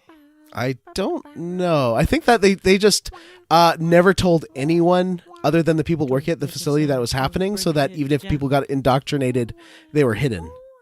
Because that's right. The Protheans tell you, or the VI, what's it called? Vigil is its name. Vigil tells you that the Reapers, because of, well, I mean, you know what? I'll save this little bit because you have to explain how the whole Citadel thing works first. So what does the Citadel tie into? How does the Citadel tie into this?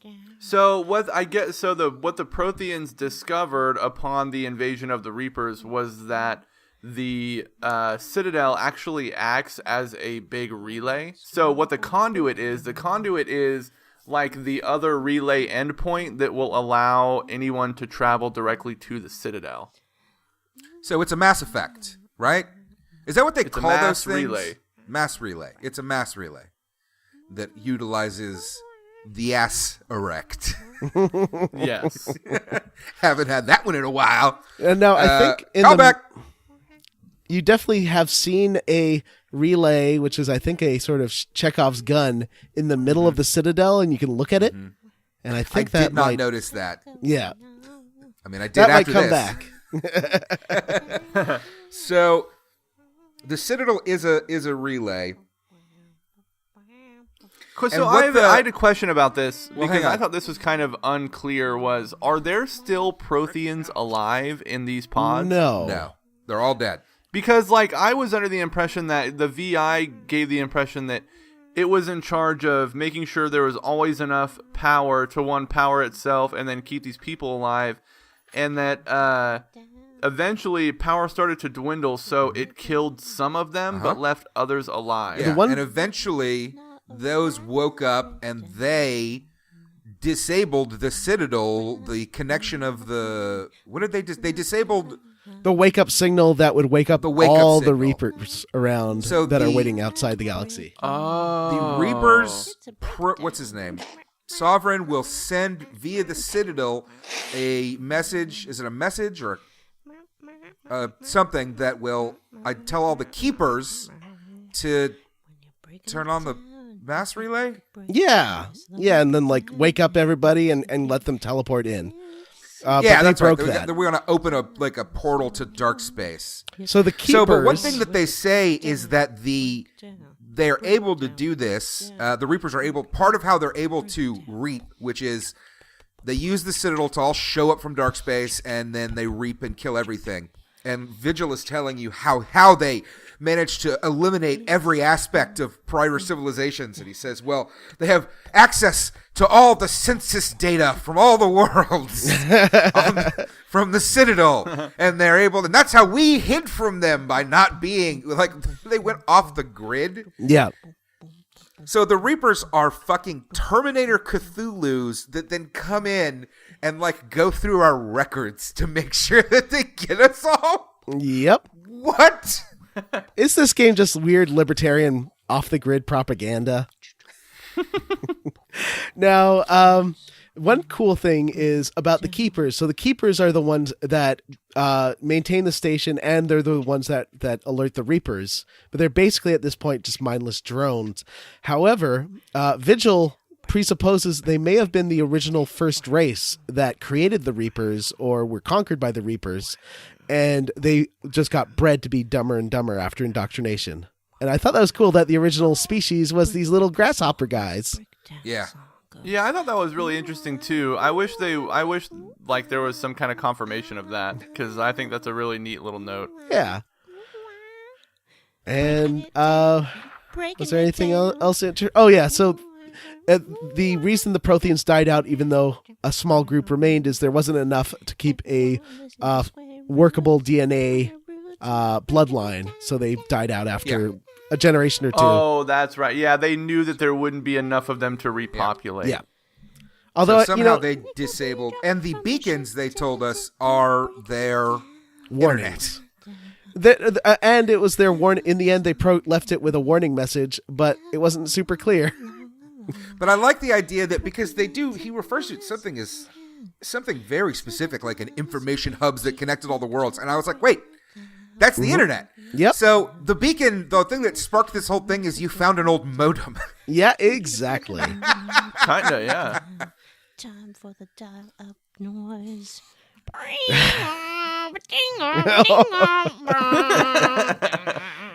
This is the longest breakdown ever. I thought she would have tired herself out by now. Is that what you say about your kids too? Yeah. Just let her do it and she'll tire herself out. Sovereign is a super lonely bug that misses all of his bug Terminator Cthulhu friends. Yeah. But also maybe he's dying. Yes, Sovereign is the one that woke up first because it's the one that starts the process, only now it's freaking out and having to do something else because it couldn't start the process because the Protheans had disabled the keepers. Mm-hmm. Yeah, because it's the one they leave behind. It gets left behind to start to whatever. Prep for Terminator Doomsday. Cthulhu. Guys, I Wait, want you they to always get on leave board. Sovereign behind? I want you guys to get on board Terminator Cthulhu because No, thank you. that's what we got going on here. I love it when they should have called it Terminator Cthulhu. I would have been like, yes, I like it. It's kind of overplayed, don't you think? I mean, Cthulhu was Term really Thulu. last decade. Is it really? Guys, I have a... So was Terminator. I have a Cthulhu plush on my desk. Oh, he's cute. I want to tickle his little tentacle Do you face. cuddle it when you feel sad when we're recording? Yeah, I look at it and feel the cosmic horror in my Nice. body. Anyway, I think this is a pretty good plan that these Reapers had. It's like a honey trap, you know? You leave a really high-tech computer out, and you're like, once these nerds find this computer, they're going to want to keep using this computer. And then we just have to sit and wait. God damn it, you're right. And they say, did they say 50,000 years? Is that a number that I remember hearing? Yeah, that's every cycle. Yeah. So here's the Seemed thing like enough that time, it right? Doesn't. For like life to evolve. The way they treat the way the Reapers clear out, I talked about the census status stuff, and they talk about they indoctrinate surviving, organisms to clean up after them, basically. And again, all I can think about is the fucking logistics involved when you're talking about like hundreds, if not thousands, of planets. And all that's left is like a few Prothean things. There'd be a shitload of stuff left. Well, I think part of it is they scrub it clean. The Reapers take out as much as they can. They have their slaves And- do it, and then they themselves do a little bit too. The game creates it's basically the idea is there's always civilizations coming up, and the Reapers won't wipe out anything pre-nuclear. Yes. So all these other civilizations that are about to get space travel can still get space travel. And that's why it doesn't take that long for the next set of races to come out. Can I say that I am still pretty upset with the whole our intentions are beyond your comprehension narrative bullshit? I hate that. Yeah, the VI is kind of annoyed about it too. Vigil's like, Yeah. we don't exactly know why we're doing it. We have some hypotheses. Right. Yeah.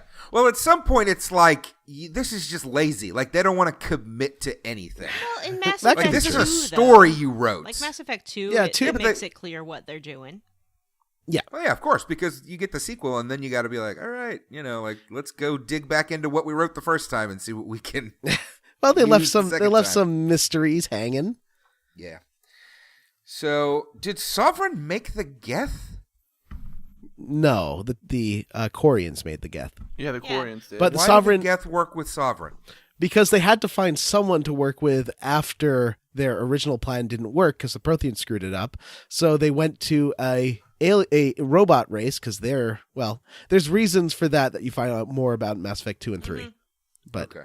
they went for the Geth for a very specific reason. Yeah, and Sovereign could easily convince the Geth that he was some kind of god because he's sort of a robot too. Mm-hmm. All right, guys. That's all of that's everything. We just covered everything that the VI talked about that I wrote down, which I believe was everything. Yep. What the fuck happens after this? It explodes or something, Now right? we do some driving in our car again.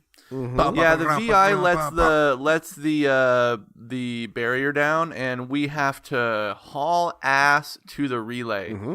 It does not give you a lot So- of time. No. It gives you when you see it. I think it's 40 seconds. So it's about a 5-minute drive out to the relay. Lots of things shooting at you, but you can just drive past them almost all Yeah. the time. I think that's kind of I've what tried the to game shoot wants them you as to I do. went because Mhm. I like to shoot the things. The last 40 But I seconds, did there's not no stop to way shoot I things. could shoot all the things because you have a little timer Yeah. and you got to get to there before it closes or else game over. Critical mission error. Mhm. All right, Critical so mission failure. I just want Jim to paint us a word picture of what happens when you arrive in the Mako. This is one of my favorite things because you drive the Mako through this mass relay, essentially turning it into a big tank spaceship. Mhm. And it flies through the relay and into the Citadel, and you crash the shit out of it. It's fucking amazing. For a minute, I was like, are they going to let me drive the Mako around the Citadel? You All also right, get so- a really cool cutscene about what's happening meanwhile. Real quick, here's what I don't get. And I do have a serious question, not a jokey blah blah question. All of this, it turns out the conduit is a mass relay that goes straight to the Citadel. Mm-hmm. Why do we need a mass relay that goes straight to the Citadel? Why didn't they just go to the Citadel? Why didn't Saren just go hit the button himself when he was there well before this happened? Because you can bring was all the all of troops this? inside. Like basically, the Citadel looks like it can be defended, and it closes to create a shell. But there's a secret back door that they don't know about that can immediately destroy everybody. So it's a trap. I guess that now that I'm thinking about it, I suppose that's kind of that's what starts the game off is you exposing Saren. So maybe this is all a result of his being exposed instead of this being kind of the plan all along. Maybe. Also, I do Because have another otherwise, logic question. he was in that. Spectre, he could just Oh, walk sorry. in and hit the button. Like he wouldn't need to sneak on. You wouldn't need troops, right? What does he have to do in order to change? He it might so not the have known the signal- location of the button or how to get in there, and this way you could sneak around all the defenses of the Citadel. Yeah. I do have another logic question, and we might be getting ahead of ourselves because we'll be going way into this in the next episode, but why does Sovereign want to destroy the Citadel if they need it to advance the next round of civilization? He wants That's to. a really good question. He doesn't actually want to destroy the Citadel itself. He wants to kill everyone on it and all the armies around it. And then he will be Citadel Oh. Man. Yeah. Got it. Well, I guess we'll save the Citadel cutscene. Man. I guess we'll save the cutscene that happens next for the next episode. Yeah, shit. next time on Square Roots. Yeah, and so let's just say it. We are finishing the game next episode. Oh boy. I mean, we would have And- to. There's Yep. not Yeah, enough and I time feel like left. can we go ahead and announce the next game? Yeah, I should. think we can. Yeah. Yeah. We should. Yeah. I'm so happy. Fable. Yay! Our next Lost Odyssey. Square Root series is going to be Yay! one of John's favorite games, Grandia. and it's going to be Phantasy Star 4. Yay! Our first Sega game. Is it our Yeah. first Sega game? That's funny. Yeah. I was a Sega kid growing up. I didn't Me have too. Nintendos. I had the first Nintendo, the NES, but I was a Sega boy after that. My name's All the way to Ness. Dreamcast. Our first game written with a lot of art done by a lady. Oh. Nice. That's exciting. Yeah. We're a very progressive game. Well, I don't know. 1 out of 13 games. Yeah. Well, while I'm thinking about it, where can I go and buy Phantasy Star 4? Well, actually, this Platforms is it available on?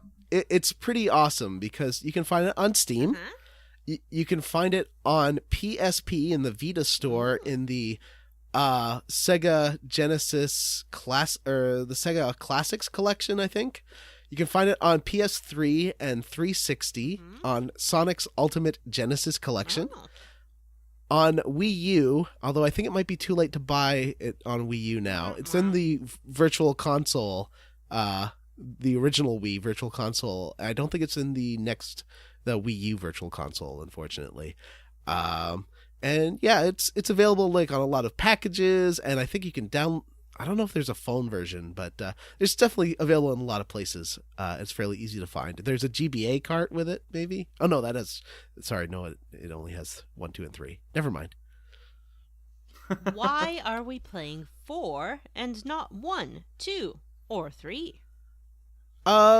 Because 4 has the best story by far, and it sort of encapsulates the whole series. Like, it's really cool in that it talks a lot about events of 1, 2, and 3, but has its own really self-contained story as well. And it's just the easiest game and the most accessible, I think, because the earlier ones are super hard and almost unplayably hard. And this one is actually, everyone can play it, and it's really fun. This game has a colon and a subtitle. What is it? The End of the Millennium. Ooh. Mm-hmm.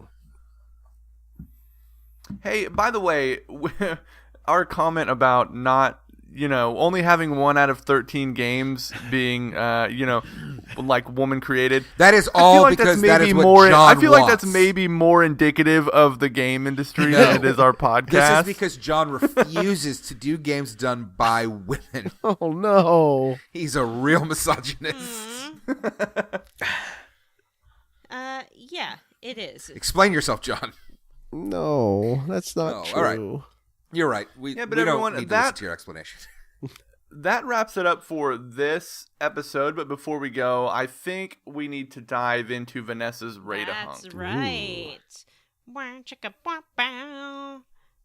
Put on your VR headsets, because this week's Rate-A-Hunk is Vigil. Who's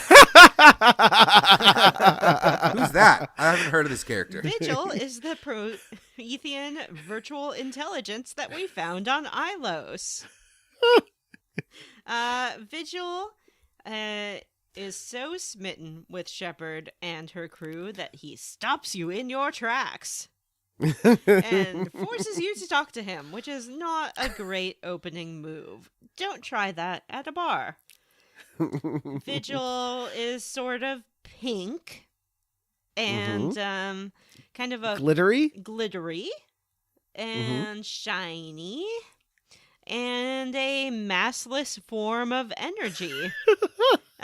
He has a little bit of something that hints at tangibility, but not a lot. I like to imagine that perhaps Vigil originally looked like a Prothean and then was damaged, but perhaps this is what he was always meant to be. Vigil is unfortunately a little bit homicidal because he did kill all of the Protheans who were asleep in their Prothean pods. Not all of them, like 95% of them. He killed 95% of them. And he's also a bit classist because he started by killing the janitors and whatnot and just left the people that he determined to be essential alive.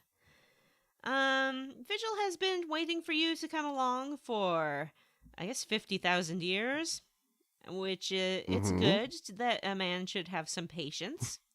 And Vigil is voiced by David Shaughnessy. I know a David Shaughnessy. You know David Shaughnessy? I know a David Shaughnessy. Tell me about him. He lives in Las Vegas and works for a TV station. Is he a British-born television director, theater director, producer, and actor? Oh my. Well, yeah, actually. I have to go look this up. Has he been a producer on The Young and the Restless? No, I don't think so. Does he direct The Bold and the Beautiful? No. Does he direct at the General Motors Playwright Theater? Where's that? I don't know. Has he appeared as an actor in Big Hero 6, the series, Star Wars Rebels, Avengers Assemble, World of Warcraft Legion, I think it's a different Dave Rise Shaughnessy. of the Tomb Raider, Big Hero 6, the film, Ooh, I like that movie. Kingdoms of Amalur Me too. Reckoning. No, we should do that for a versus game. You know what? It's almost good enough to do for a regular series, And like a Bard's what game? Tale. Kingdoms of Amalur Reckoning. Oh man, if it wasn't 100 hours, I would be like, we could knock it out in 3 episodes, and it would be amazing. Yeah, Because it's fun as shit. yeah. Like It's sort of combat, gameplay wise, but it's sort of a Bard's so- Tales type good bad game because there's a lot of bad to it as well. John, most Sorry. importantly, Ooh. did your David Shaughnessy voice in what we all know to be the greatest film of all time, Labyrinth, Didymus/The Hat? Who is that? No. Didymus is the little fox that rides around on a shaggy dog, Yeah, that's what I thought. and the hat is the hat that sits on the guy and says, "It's so stimulating being your hat." God, I He love did that not. movie. It's a fabulous movie, and David Shaughnessy is a fabulous voice actor. That's why, despite the mass murder, Vigil gets a 5 out of 5. What? How is he your top rated hunk? He's pink and shiny and glittery. He's as hunky as Caden for you? Absolutely. Okay. Brains are hunkier than brawn. Yeah, in for fact, I'm most going to knock people, Caden down John. to a 4.5 because now that What? Vigil's in my Love it. life, Whoa. I don't Yeah. have Wow. eyes for anyone else. I get it. Hmm. Is Vigil male or female? Does it matter? No, no, I guess it doesn't. That's a good point. There were sadly no mini games on the Citadel or on Ilos, so my mini game corner is closed up Oh. for the rest of the series, I think. Which is just a shame. It is a shame. Mhm. But we can still do Squarely Again. We can. Ooh, hooray. Yeah. Vanessa, why don't you go Well, first? Okay, I will. Here I go. I am roundly for the exposition dump that we get.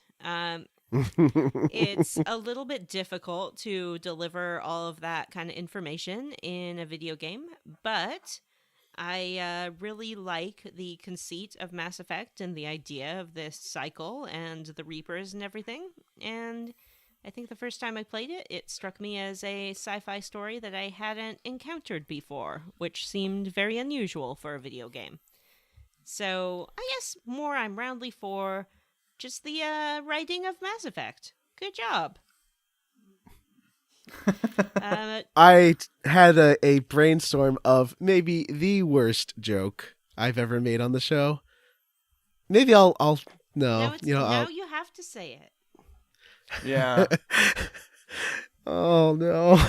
So Vanessa, Yeah. do you think that the Reapers are a metaphor for the menstrual cycle, where the Reapers go through the ovaries and take the unused biological matter and recycle it into your body, ejecting what's not needed.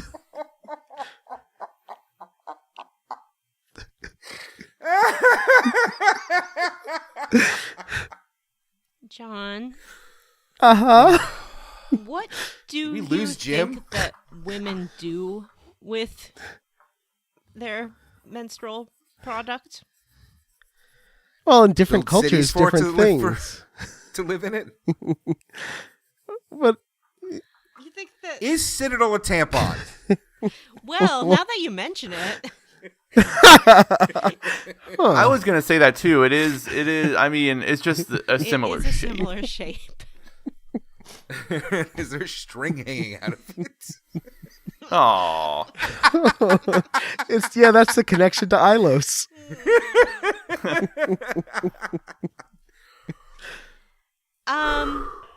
Wow. I would say no. That's it. And episode Oh. over. Just All right. I would like to say that there has been something noted by many feminists that gay men tend to lean on jokes about how gross or weird women's bodies are, or people with vaginas bodies.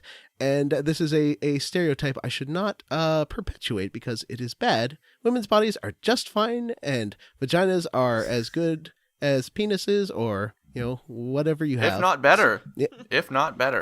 And I do not don't want to know. perpetuate the cycle, so to speak. It's okay, John, if they're not for you, but there's no reason to be upset about them existing. It's like there's lots of movies that are not for me, but that's okay. I just won't go see Transformers in King Arthur's Court or whatever the shit it is.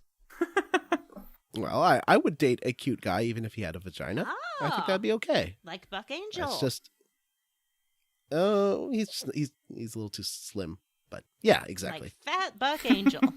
Yeah, exactly.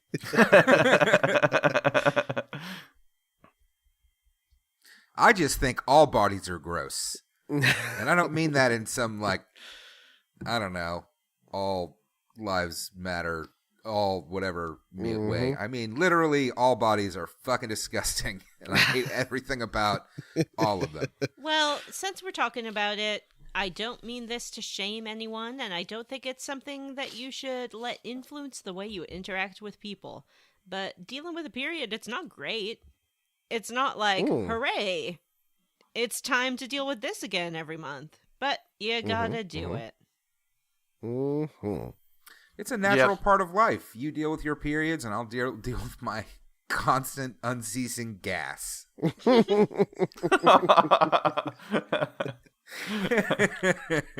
I'll deal with the daily maintenance required from having a foreskin. Oh. Jim, are you going to share something? No, I don't have. I'm circumcised, so I mean, it didn't have to be that specific, Bob. All right. my genitals relatively low maintenance. Your body's a well-oiled machine. Literally. Moving on. Is that it? Did we do a I don't podcast? think I feel like we're everyone put done. their squarely against, but let's just move Yeah, on. let's... So that's it for No, this week's episode. no one else has done their squarely against yet. Oh, I thought we were just moving on. Yeah, I did too. Who's done their square? Never mind. All right, so Matthew, Jim, and John haven't done theirs, right? John, go ahead. You're right. All right, I am... Yeah, I also really like that info dump. That was pretty good. But I am roundly for Captain Anderson punching dumb ol' Udina in the face. That was pretty That great. was great. Jim. I am roundly for the idea of driving the Mako through the mass relay. I think that's really cool. I'm glad they wrote it that way, and I just like the idea of sending this tank through like a wormhole at light speed, charging into the Citadel. Yeah, just to jump in, I am roundly for the same thing, and I will not be ashamed of it, because you basically surfed a tank through fucking light space, through light speed, and crashed into a space station. This is pretty fucking rad. That's pretty cool beans. Well, then we're done. Yep, that's it. All right, everybody. Mhm. Thanks for tuning in to this week's episode of Square Roots. Next week, we will be finishing Mass Effect. So if you're playing along, be sure to play all the way until the end. We're going to dive into all the cool cutscenes and boss fights next week. Also, like we said earlier, we are beginning our new series, which is Phantasy Star 4, in 2 weeks. So tune in for that. And as always, before we take off, we'd like to remind everyone that we do have an email address. It is squarerootspodcast@gmail.com. Come see us at our Facebook group, which is a Square Roots podcast group for smart, cool, very attractive people. Or you can tweet at us. We are at Square Roots Pod. And also, our theme song for this series is by Sophie Marlin. You can check out her violin covers of tons of game themes on YouTube at Sophie Marlin. That is spelled Marlon. We have an email. Ooh. Do we? C Notations asks, have you guys kicked around the idea of washing out the taste of Bard's Tale with Divinity? Ooh. It's co-op, both local and online, so you could pair off and make for interesting dynamic to the usual formula. Now that's a 2014 game, right? Yes. So we should put that on the schedule. Mm-hmm. For 2024. Yes, for 2024. I would like to play it though. It does sound fun. And imagine playing a 4-player game, all of us together. That would be man. the best series. It would be really fun, and probably by 2024, we'll have the kind of technology that will allow us to do it in a way that integrates with our busy lives. Mm-hmm. Mm-hmm. Well, Jim and Matt's children will be grown and out of the house by then, I'm sure, so that'll free up some time. Yep. They just leave at Yeah. 10, right? 1 to 10. Yeah, I think what happens is they hop on a train, Natty Gann style, and they go be gold rushers in Alaska or something. Mm-hmm. Oh man, and we'll be bracing for the 2024 presidential election, and who knows what that'll be like. Gosh. Oh, yeah. Oh boy. Who's going to be the next rich celebrity? It's going to be a real Terminator Cthulhu versus Cthulhu Terminator. It's Tommy Lahren versus Oprah Winfrey, 2024. And Jim will be voting for president of Texas, while the rest of us vote for president of the United States. Unfortunately, Justin Trudeau's imposed himself as Emperor Master very covertly. We didn't notice, and we are living in a police state Yeah. where we all must worship Trudeau at the hour, every hour. I'm sure he including apologizes for it, though. He's like, sorry you guys have to do this, but it's just the way it Sorry. is. Yeah, sorry guys. I hope you like my giant battle mech suit that I walk around Canada in.